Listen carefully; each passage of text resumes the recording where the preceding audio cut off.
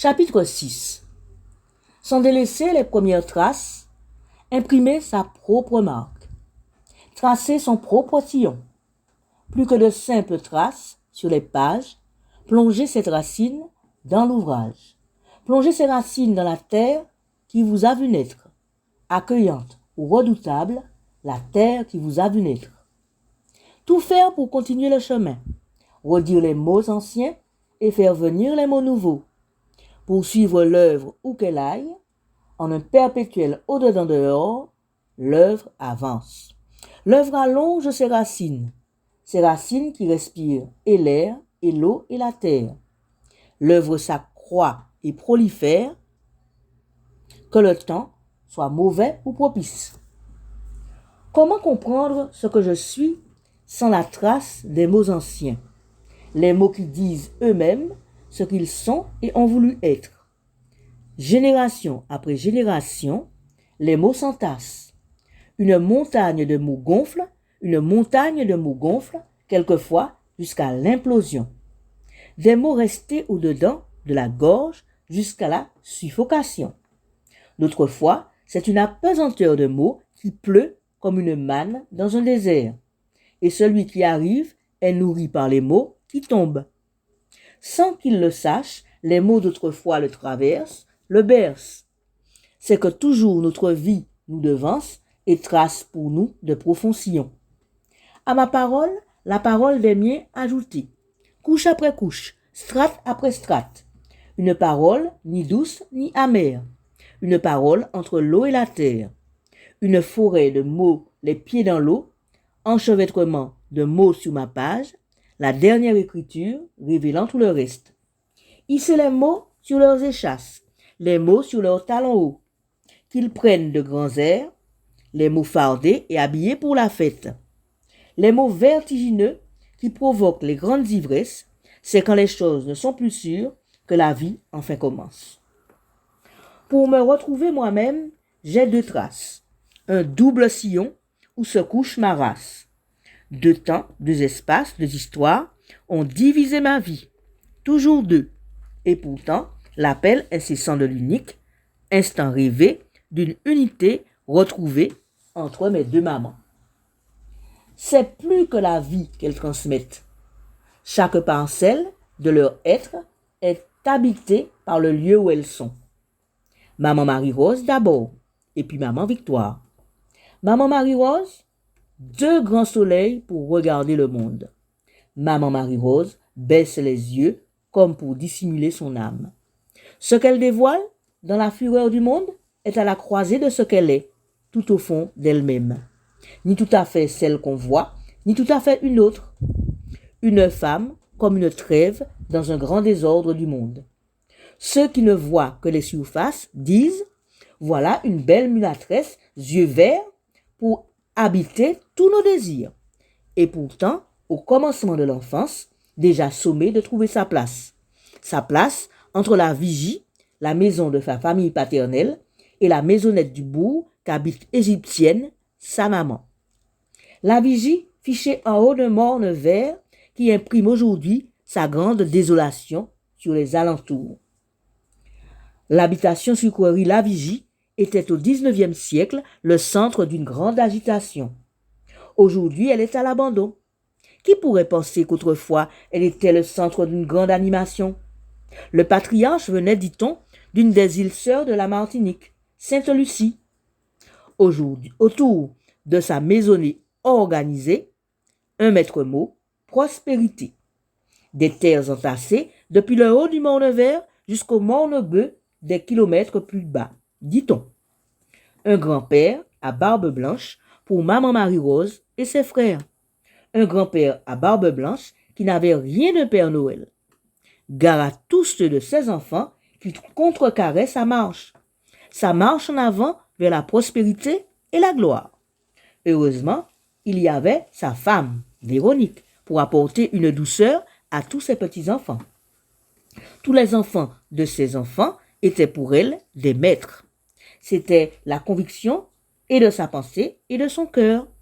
Auprès de sa grand-mère paternelle, la petite Marie-Rose avait la bouche en cœur. Elle sirotait un grand bonheur. Néanmoins, comme dit le proverbe, toujours un diable pour empêcher à la possession de Dieu de passer. Il a fallu que Véronique meure. De petite fille choyée, Marie-Rose devient domestique. Domestique dans la maison de son père que l'on vient de déshériter. On l'enlève très tôt de l'école alors qu'elle commence à peine à lire et à écrire. Elle aime pourtant écouter les jolis contes et les poèmes. Ceux où vivent les princesses, riches, belles et puissantes. Elle aime aussi quand on lui lit Les Misérables. Les Misérables, où je crois qu'elle trouve des frères et des sœurs. Comme Cosette, Marie-Rose sert les maîtres. Elle sert à la cuisine. Elle sert au salon. Elle sert dans la grande maison de bonne à tout faire. Pendant les après-midi de grande chaleur, elle sert même de ventilateur. Elle agite une branche au-dessus des maîtres qui sont aussi ses parents, des grands-tantes qui correspondent en tout point au désir du grand-père. Une seule des tantes, cependant, a pris conscience de la misère de ceux qui n'ont pas de bien. Une tante qui aime beaucoup Marie-Rose et donne des cadeaux à ses enfants. Une tante qui, au sortir de la Deuxième Guerre, a voulu proposer quelques solutions en devenant mère. Nourrie de principes socialistes, elle avait cru à de possibles changements. Les affaires d'héritage ne la préoccupaient guère. Marie-Rose était sa nièce, la fille de Charles son frère. Elle savait que les vrais héritages sont immatériels. En lieu et place de la gloire et de la prospérité que cherchait le patriarche, s'est bâti pour la famille des maîtres une solide réputation. Un nom qui de place en place est associé à un curieux complément. Le bien n'est pas le seul héritage que l'on donne à ses enfants. On répète à qui veut l'entendre que les maîtres sont une famille qui déshérite ses enfants. On répète à qui veut l'entendre qu'on fait parler les morts pour garantir les successions. Faire signer à ses propres enfants des actes par lesquels, sans en avoir conscience, ils renoncent à tout héritage. Dicter un testament à un mort qui répond à toutes les questions qu'on lui pose, caché sous le lit du mourant, un vivant répond, un homme de loi authentifie les dates, il faut bien que le mort soit vivant au moment de son mariage. Sans mariage, pas d'héritage. Ceux qui se croyaient les maîtres traînent aujourd'hui une sale réputation et l'héritage a fondu comme neige au soleil. Plus que les biens, c'est ce qu'on a été pour les siens qui se transmet de génération en génération, sans aucune autorisation. Quand on croit avoir coupé des branches, ce sont elles qui deviennent solides et prolifèrent. Ce qui ne tue pas renforce, c'est ce que dit le proverbe. Les branches qu'on croyait secondaires sont celles-là même qui tiennent debout tout l'édifice. Ce sont elles qui pérennisent le nom des maîtres. Tout le reste n'est que fine poussière. La grande maison sur le morne verdoyant pleure aujourd'hui, tristement, lorsqu'elle regarde ce qui lui reste. Peut-être est-ce le grand-père à barbe blanche qui regrette. Ni maman Marie-Rose ni ses frères ne se sentaient vraiment de la maison des maîtres. Aussi s'en sont-ils allés prospérer loin des mornes vers. Ils ont grandi aux côtés d'Égyptienne, leur maman. Ils ont poursuivi le chemin qui laisse des traces. Pas un chemin qui flotte au-dessus du sol à la recherche de chimères. Ils ont construit un chemin de ronces qui donne des fiertés d'être quand arrive le soir de la vie, quand c'est le moment de considérer le travail accompli.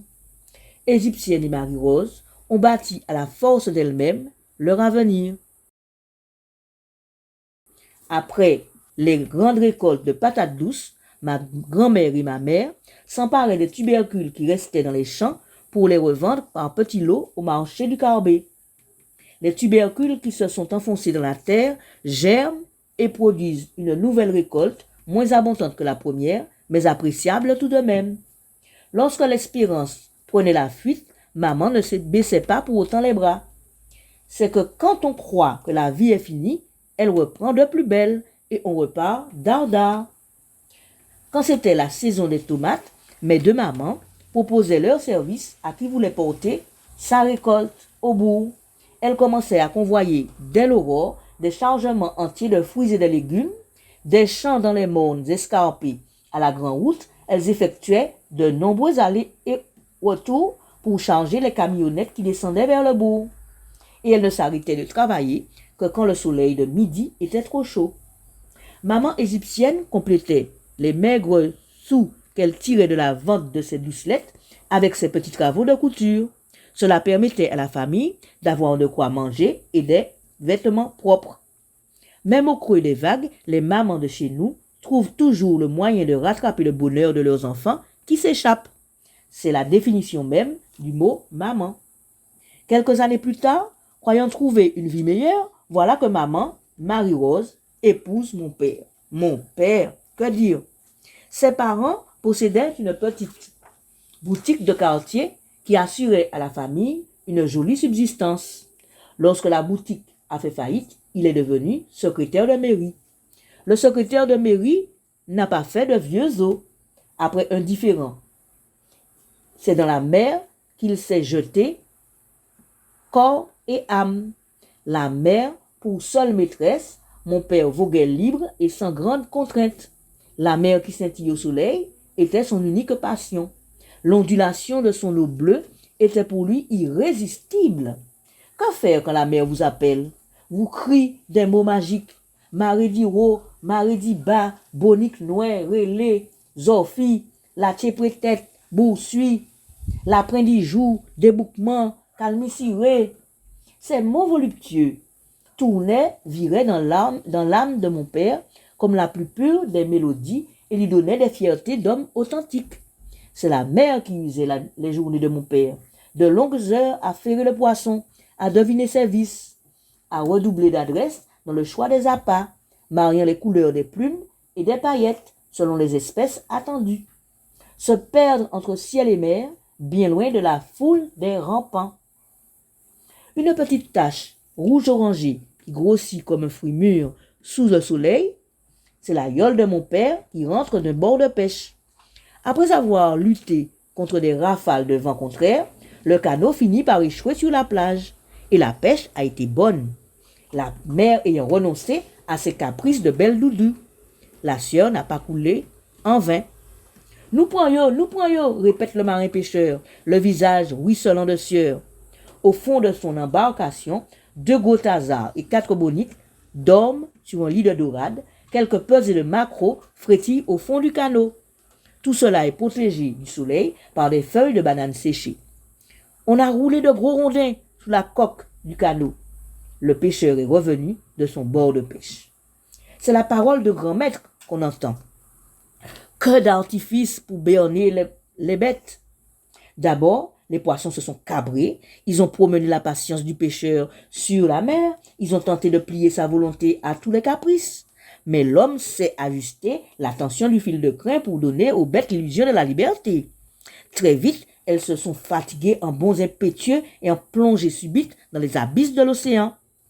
Et puis, triomphant, il a ramené ses prises à bord en ponctuant sa victoire de jurons libérateurs. Tous les touristes qui sont venus pour avoir part à la pêche sont ravis de découvrir un des aspects de la Martinique authentique. Ils posent aux côtés du marin pêcheur. Après les bondiers coulis et les cheval-bois des fêtes patronales, il y a la belle aubaine de la Seine. Pour cela, pas de all inclusive. Ils sont au cœur du pays qu'ils visitent. À prendre des pauses, à faire des gammes. Et puis très vite, la nuée des revendeuses affairées s'approche du canot de mon père.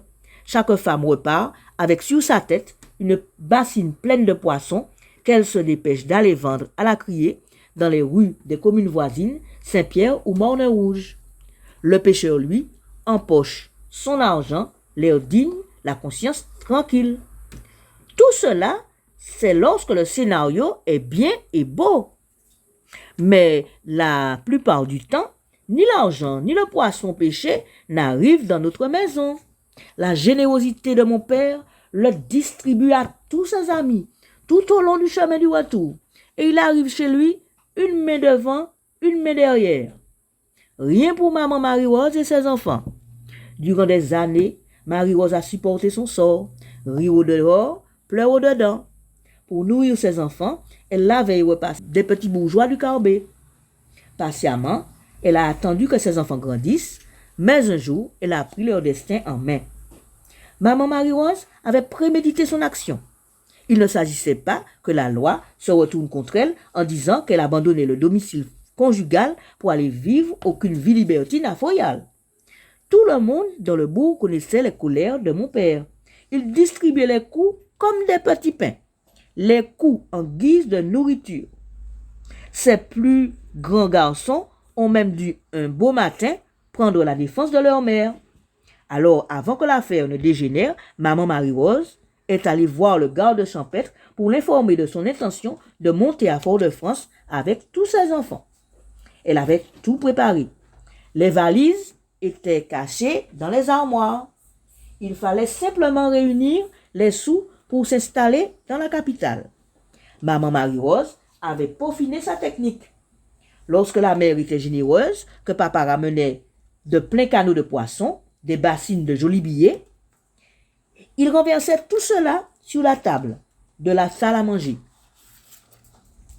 et appelait maman Marie-Rose pour qu'elle l'aide à compter. Maman Marie-Rose obéissait à la lettre. Elle l'aidait donc à prendre la dimension de son trésor. Tu veux donc que nous comptions? Comptons donc, comptons. Comptons donc, mais à ma façon. 2 pour toi, 1 pour moi. 2 pour toi, 1 pour moi. Chaque billet en faveur de ses enfants disparaissait dans l'immense poche du tablier de maman Marie-Rose. 2 pour toi, 1 pour moi. 2 pour toi, 1 pour moi. C'était la jolie chanson qui parlait de l'avenir de ses enfants.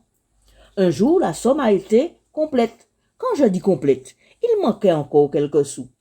Maman Marie-Rose trouva un autre stratagème pour faire grandir ses enfants. Papa avait l'habitude de déposer l'argent qu'il gagnait sur une guérite installée dans un coin de la salle à manger. Tout d'un coup, on entend une plainte. Joseph, Joseph, un monde parti et puis l'argent. Il parti en la ria et puis l'argent. Moi, ouais, il a couru en la ria. Comme son Joseph était de naturel belliqueux, il avait surgi hors de sa boîte comme un diable et déboulé dans la rue afin de poursuivre le voleur imaginaire. Pendant ce temps, maman Marie-Rose, elle, complétait son trésor. C'était le seul moyen de contraindre le cher homme à assurer le pain quotidien de ses enfants. Le lui demander gentiment. C'était une perte de temps. Combien de mamans créoles ont dû détourner ainsi les yeux du malheur pour faire grandir leurs enfants? Le matin du départ, c'est la plus jeune de mes 3 sœurs qui est allée voir le garde champêtre pour l'informer de l'imminence du grand chawa. Dès 4 heures du matin, Joseph était parti en mer. Et vers 10 heures, sa femme et ses enfants avaient déjà pris la poudre d'escampette. Ils étaient montés tous dans le premier taxi en partance pour Fort-de-France. Un travail de repasseuse dans un foyer pour les orphelins attendait Marie-Rose.